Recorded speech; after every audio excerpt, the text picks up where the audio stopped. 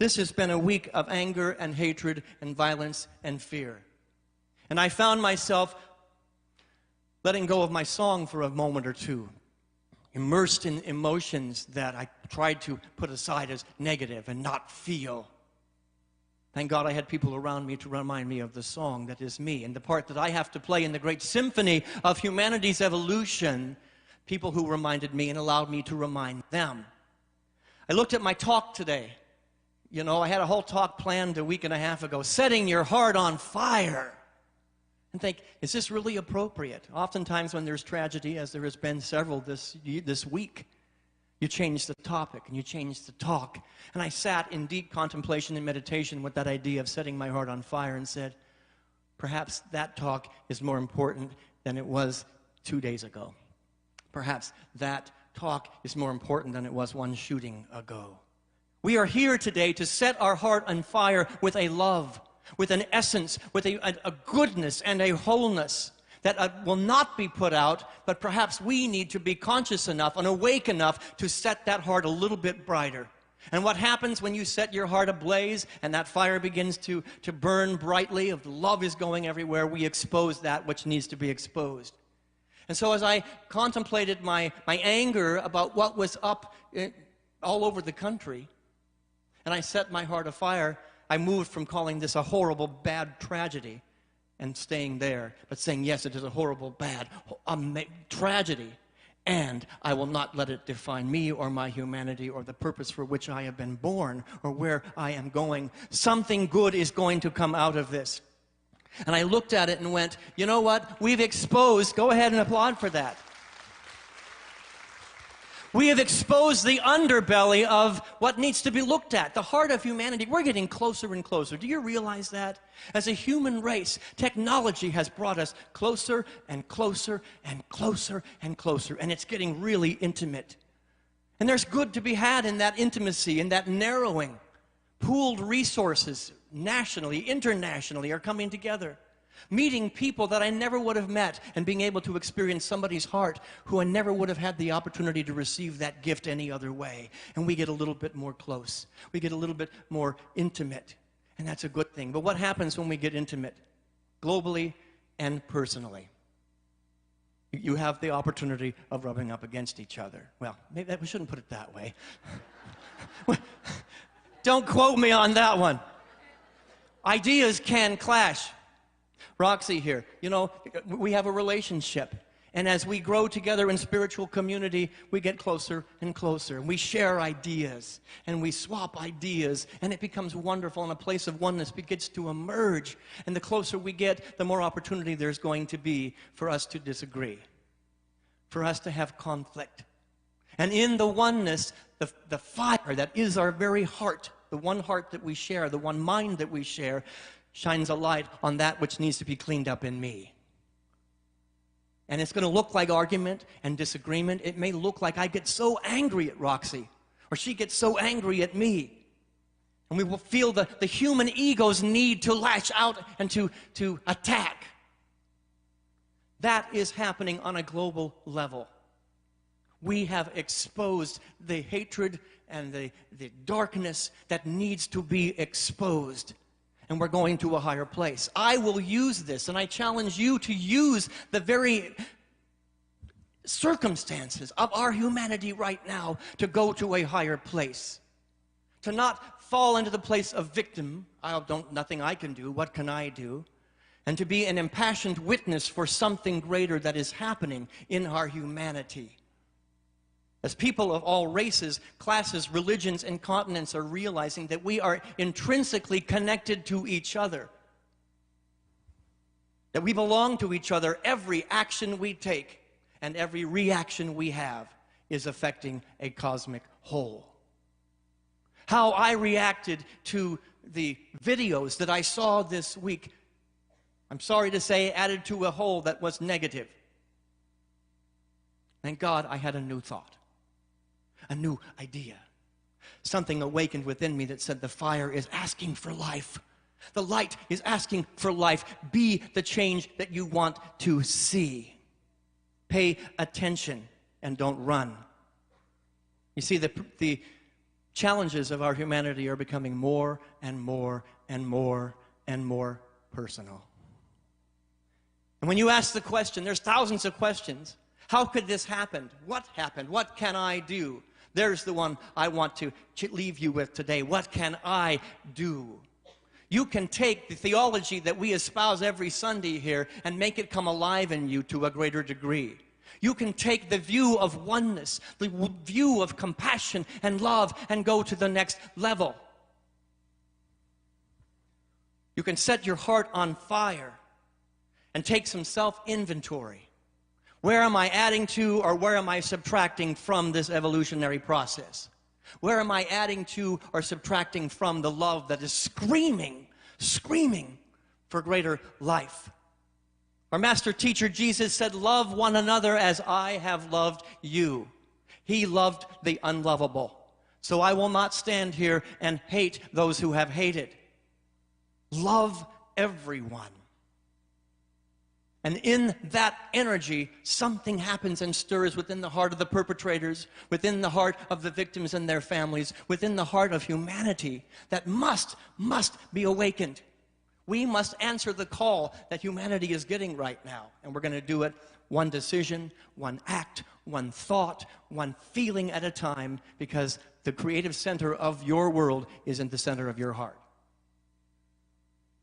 And it would be a mistake to say, this is a political, that's the macro. The macro says politics needs to change. Races need to change. This group of people needs to change. The police need to change. And that's all very right and accurate. They're a part of an evolutionary process. Every race should change and shift. But if we stop there, we have not taken personal responsibility as a member of the human race to be that change. And so the question is, what can I do? Love everyone as the master teacher loved me. To love my enemies. To pray for those that persecute me. The talk today is based upon Raphael Kushner's book, Setting Your Heart on Fire. And we do have signed copies in the bookstore if you're interested. It's a very good book. It's a little old, but it's been a Bible for me. In the book, this is a basic premise that he puts out there. We are called to live in accord with the emerging closeness. And to do so, we must set our hearts on fire with love and move into an entirely new kind of existence, more full of passion, more full of presence, and more full of possibility. And I added one more P to that, full of proactivity. Love requires action. Prayers are cheap. Don't hear that from many ministers.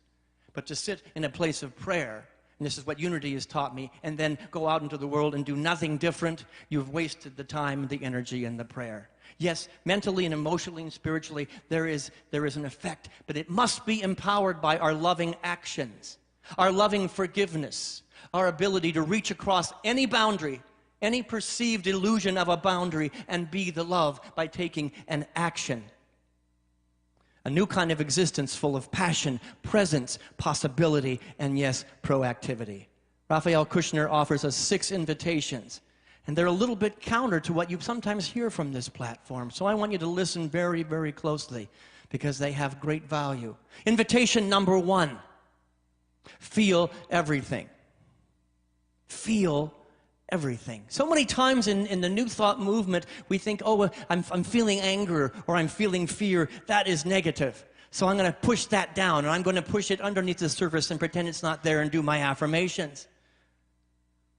I understand the purpose of that, but your emotions are a divine appointment. What you are feeling humanly is important to recognize. It's there. It is a gift. And as I examined the life of all the great teachers and prophets who've ever walked the face of the planet, they felt, and they used the feeling as a means to opening something new, something greater. Buddha was disgusted when he noticed the opulence of his culture. He felt anger and upset over the opulence of his culture and went on a spiritual journey. He used the anger to propel himself into a place of action.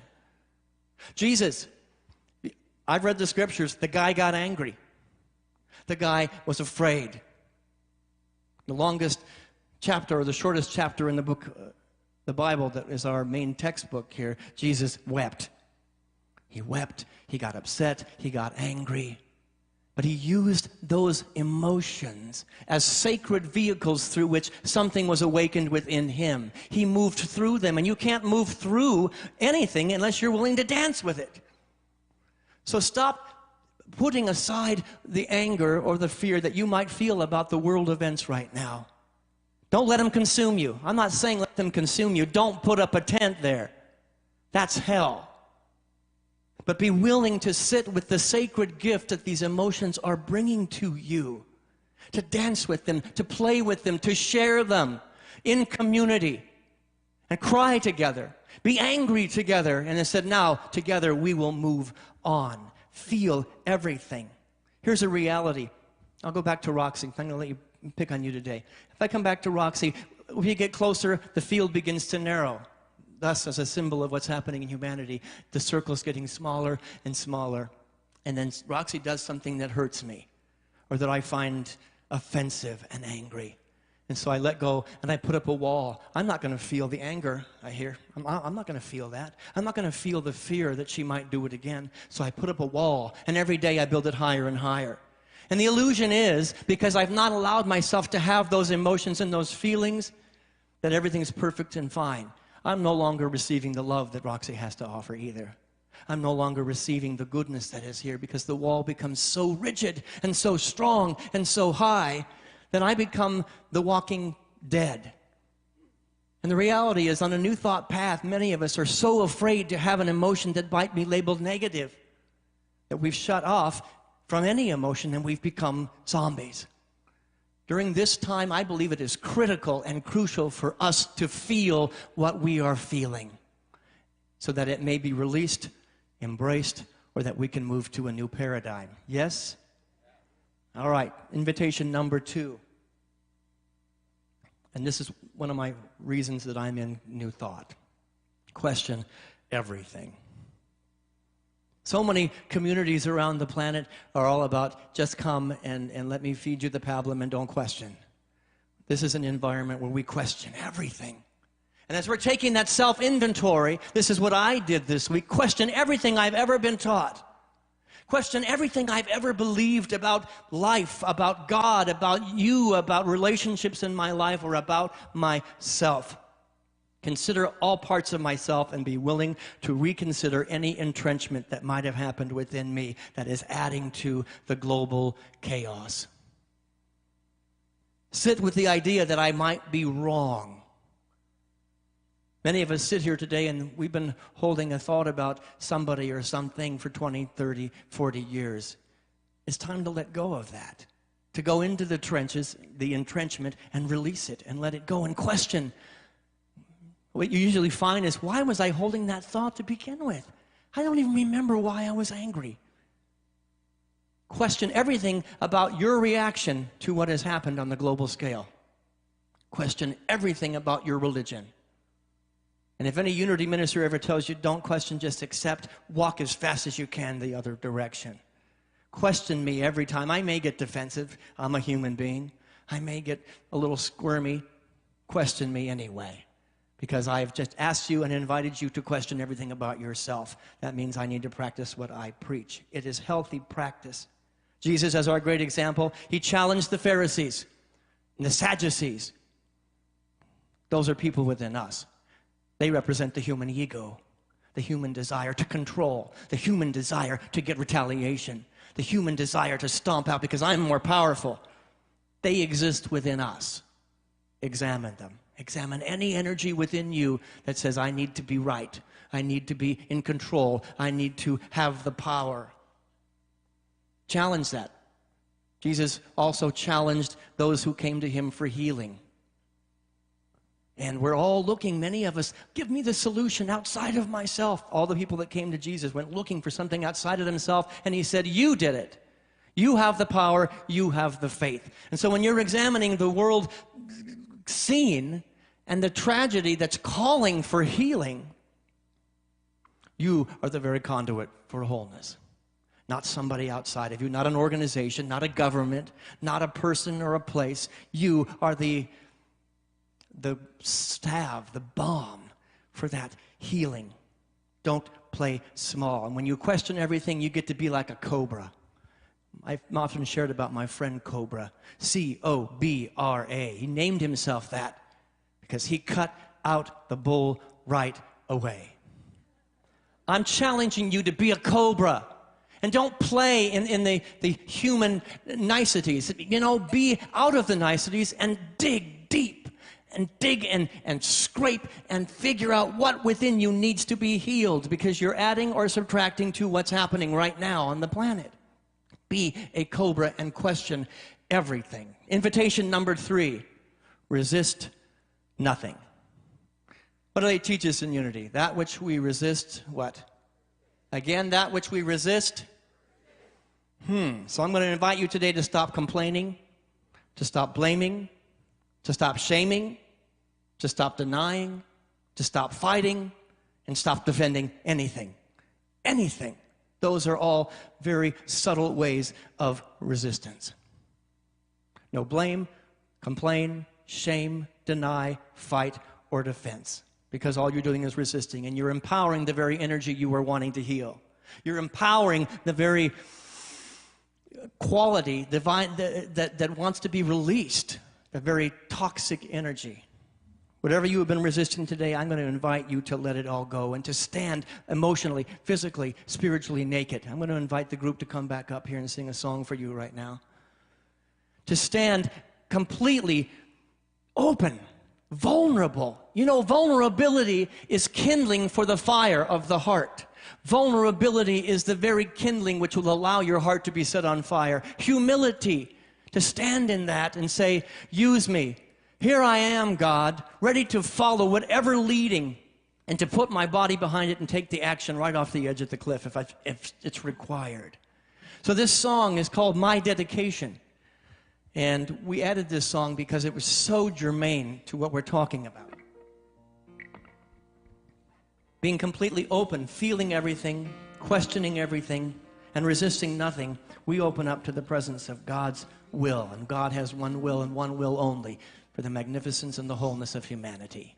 God doesn't see color. God doesn't see a uniform. God doesn't see hate. God only knows love.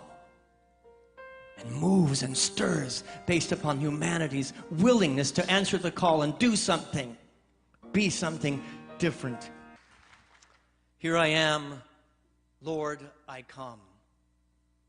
And Lord, in the old tradition, was, oh, great Father, master of all creation. Lord, from the Unity lens, is the very laws of creation that are responding in direct proportion to our ability to be love.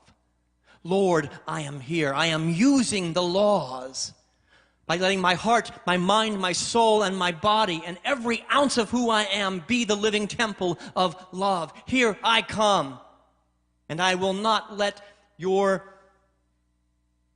darkness dampen my light. I will not let anybody's darkness dampen my light, and I will live in invitation number 4, to live like I am dreaming. How many of you have vivid dream lives that when you're asleep at night and you go 100 different places, there's color, there's textures, there's things that are labeled impossible, yet you do them in your dreams. Your dream is nothing more than a symbol of what is possible spiritually. You're more awake to what is true spiritually.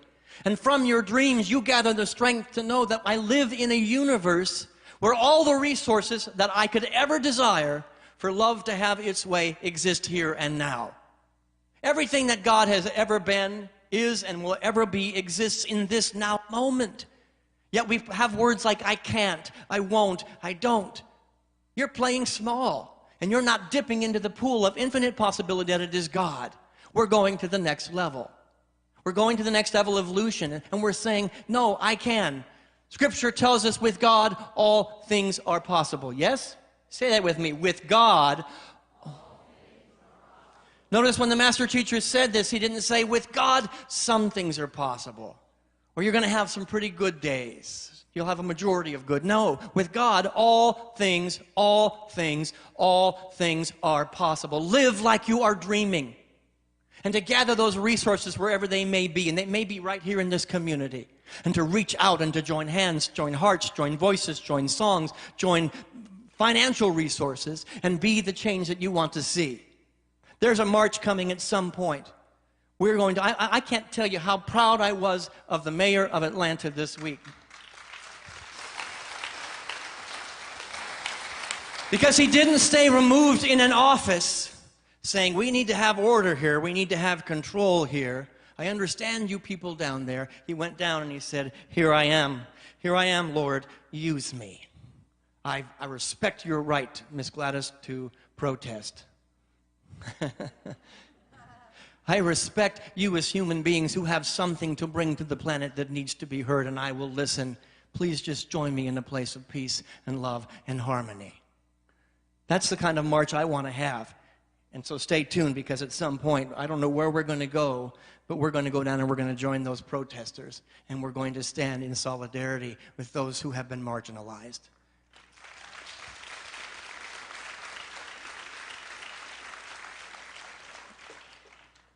And we will not give over our power to create by hating anybody.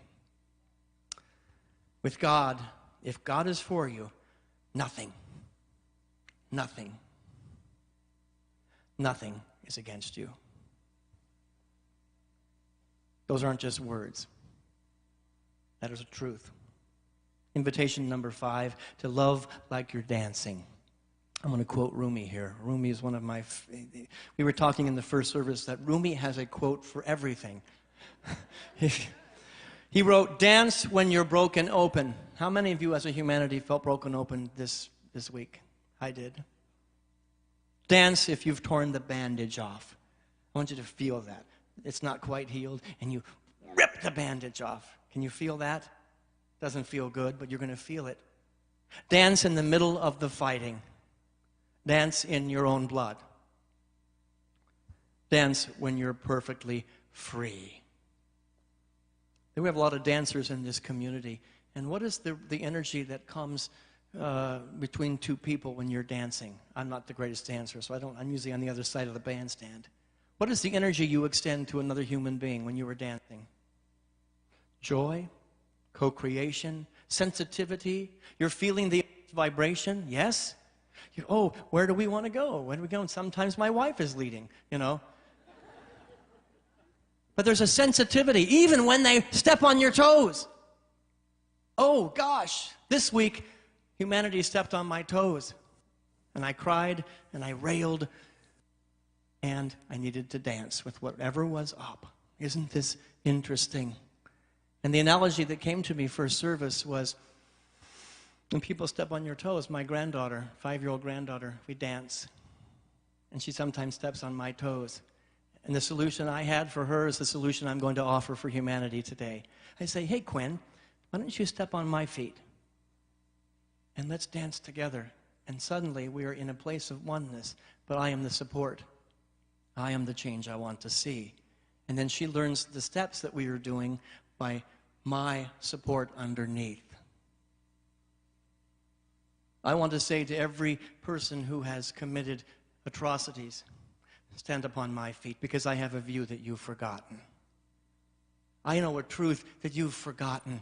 So rather than trying to dance and fight each other, stand on my feet, stand upon my shoulders, and let us figure out how to do this dance together. Because this evolutionary process is not just personal here, it is extended. And as transformation happens here, it will happen here. It can be no other way, but we have to be willing to let go of the, you're wrong, you're a lousy dance partner, you suck, I'm going to go dance with somebody better. I've not acknowledged the call for healing. Stand upon my toes and my feet, and let's figure this out together. Live like you are dancing. Invitation number 6, and then we'll go into meditation. Widen your world. What is one thing I can do today to widen the world of my heart? One thing. Not the big major thing, not a march or a protest, but one thing I can do. And let me tell you, many of you have been sitting on a phone call for 20 years. Today is the day to make the phone call. Forgiveness is the cornerstone to all our spiritual teachings, yet we sometimes think only when it's convenient. No, forgiveness is now. Humanity is calling. Humanity is calling. Build the bridge. So I'm going to invite you to do something totally wild. Go home a different way. Love somebody that you have hated for 10 years. Love somebody that irritates the hell out of you.